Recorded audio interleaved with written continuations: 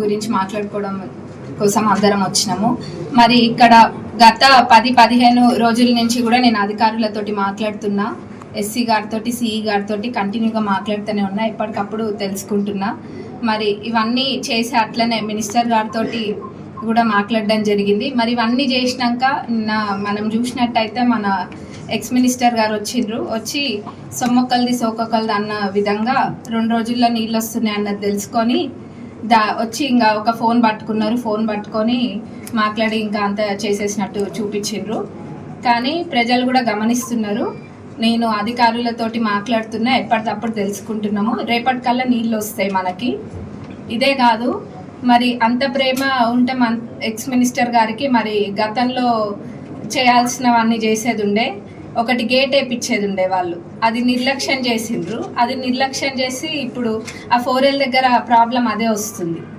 మరి ఇవన్నీ కూడా నిర్లక్ష్యం చేసి ఇప్పుడు ఏదో వచ్చి గతంలో లేని ప్రేమ అంతా కూడా ఇప్పుడే చూపిస్తున్నారు. మరి రైతన్నల మీద మంచిదే, ఈ రకంగానైనా బయటకు వచ్చిండ్రు కదా, మంచిదే.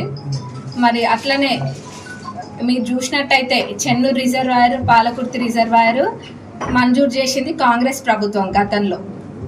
ఆ మంజూరు చేసింది కూడా గత 10 సంవత్సరాలలో కూడా దాన్ని పూర్తి చేయని పరిస్థితి. అప్పుడు అంత ప్రేమ ఉంటే మరి ఆ 10 సంవత్సరాలలో దాన్ని పూర్తి చేసి ఉంటే చాలా బాగుండేది, రైతులకు కూడా చాలా లాభం జరిగేది దాని ద్వారా. ఆనాడు రాష్ట్రాన్ని సస్యశ్యామలం చేయాలన్న ఉద్దేశంతో దేవాదుల ప్రాజెక్టుని ప్రారంభించింది కాంగ్రెస్ ప్రభుత్వం. మరి దాని ద్వారా ఈ నియోజకవర్గంలోని రైతులకు కూడా అందరికీ సాగునీరు అందింది. అది కూడా గమనియాలి. రైతులని కాపాడుకునే ప్రభుత్వమే కాంగ్రెస్ ప్రభుత్వము. మరి ఏదో అధికారులతో మాట్లాడనట్టు లేకపోతే ఇంకేం పట్టించుకొని విధంగా ప్రచారాలు ఆపితే బాగుంటుంది. ఇవన్నీ మానేసి మనం ప్రజలకు ఏ రకంగా ఉపయోగపడాలో ఆలోచించుకోవాలి.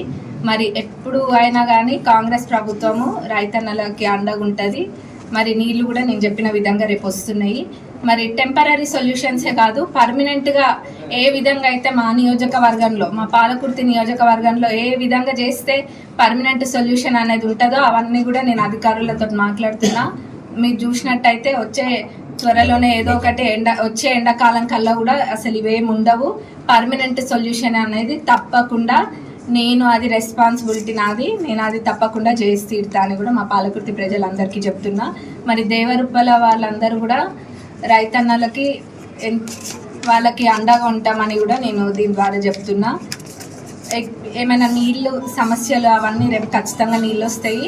మరి క్షమించాలని కూడా రైతన్నలందరినీ కోరుతున్నా. అది మన తప్పు కాకపోయినా వాళ్ళందరి రెస్పాన్సిబిలిటీ కూడా నాది కాబట్టి నేను ఆ బాధ్యతను తీసుకొని క్షమించాలని కోరుకుంటున్నా. రేపు నీళ్ళు తప్పకుండా వస్తాయని మాటిస్తూ సెలవు తీసుకుంటాను.